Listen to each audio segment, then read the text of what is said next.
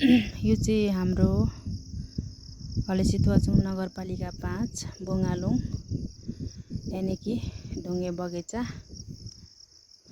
रहेको छ। यो चाहिँ हाम्रो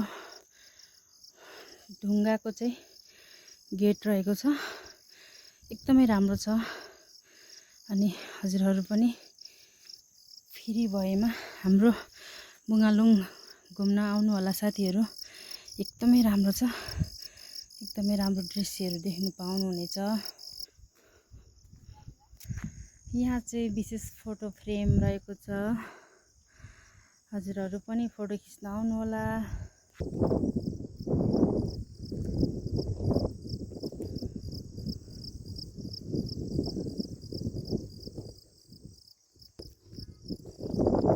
अनि हामी चाहिँ बुङ्गालुङ घुम्न आएको थियौँ दिदीहरूसँग, छोरीसँग। अनि अहिले चाहिँ हामी घुमेर पनि घर फर्किँदैछौँ।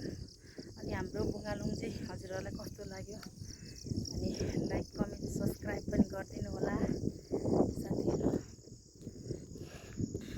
अनि यहाँ चाहिँ एक्सर्साइज गर्ने ठाउँ रहेको छ, एकदमै राम्रो छ।